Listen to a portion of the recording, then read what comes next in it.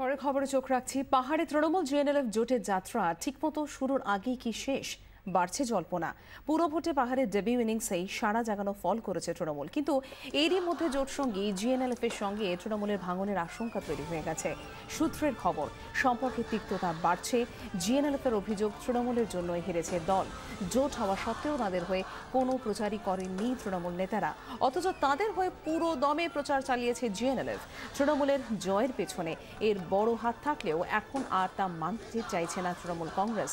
ক্ষোভ জিএনএলএফ নেতৃত্বের, যা হচ্ছে তা খুবই অসম্মানজনক দাবি তাদের।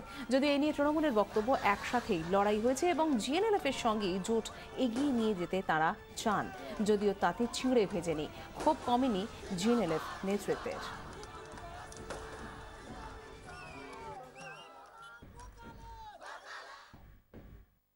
टीएमसी लीडरशिप में कहीं भी पब्लिक डोमेन में, मीडिया में या न्यूज़पेपर में कहीं भी एक्सेप्ट नहीं किया। अभी यूनिलैटरली बोल रहा है कि this is the only win of GNLF. They have entirely overruled and sideline the GNLF. लेकिन हम लोग का तो एक गोष्ठी है, हम लोग का तो एक अलायंस है, तो ये तो अलायंस का विक्ट्री है, टीएमसी जीएनएलएफ का अलायंस।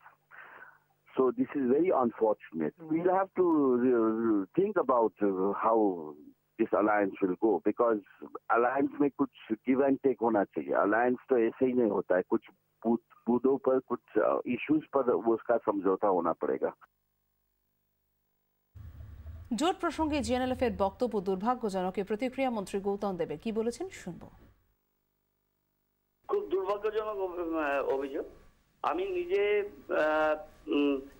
সুভাষ সিং এর ছেলে মন, তাকে কয়েকবার ফোন করেছি, তাকে ফোনে পাইনি।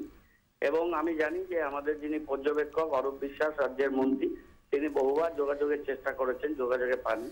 আমরা যেখানেই প্রচার করেছি আমরা বলেছি যেখানে তৃণমূল কংগ্রেসের প্রার্থী নেই সেখানে আমরা আমাদের জোট সঙ্গী জিএনএলএফ এর প্রার্থী আছে, সেখানে আপনারা ঘাসফুল যেখানে নেই সেখানে জিএনএলএফ এর প্রার্থীদের ভোট দিন। তৃণমূল 6টা সিট জিতলো কালিম্পং এ, 3টে সিট জিতলো কার্শিয়াং এ, 1টি সিট জিতলো দার্জিলিং, 2টি সিট জিতলো কালিম্পং, আর তাদের এত ভোট ব্যাংক আছে তারা একটাও সিট জিতলো না। এই সমস্ত হাস্যকর প্রশ্ন করা উচিত নয়।